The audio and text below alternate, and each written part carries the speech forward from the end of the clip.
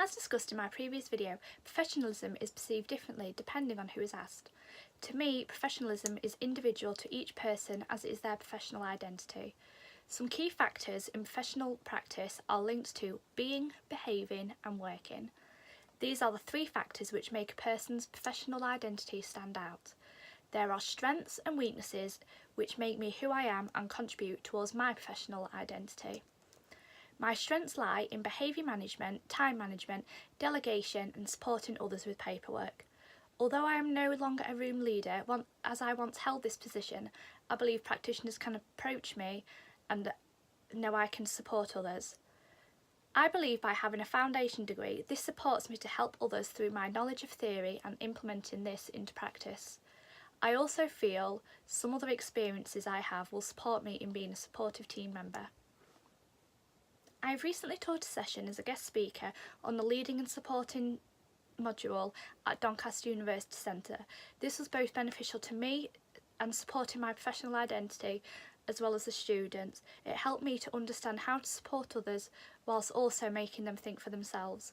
Other experiences which have led to my confidence in supporting others is having an article published in a journal, which can be seen through the link added below, along with experiences implementing change as a researcher.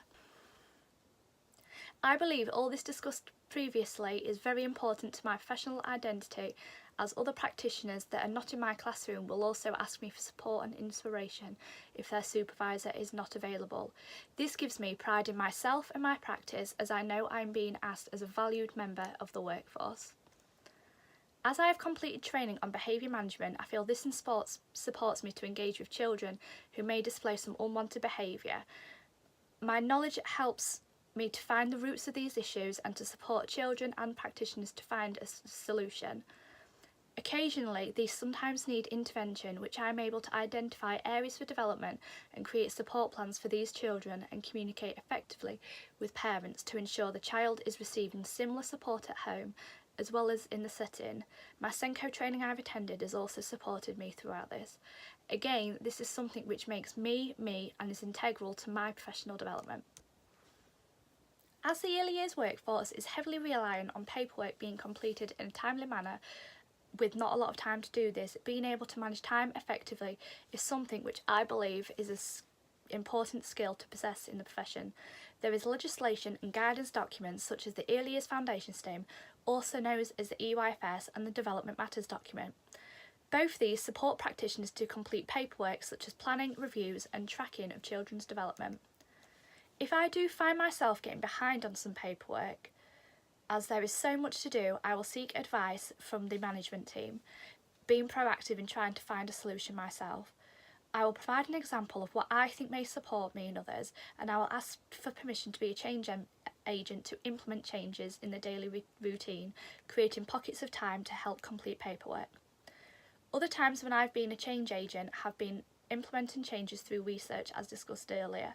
These changes may have only been small but have had a dramatic impact on the well-being of practitioners and the children in the setting. My most recent development and change was based on the Musical Development Matters guidance, which was released in 2018. This provided me with a basis to introduce the framework into practice at circle time.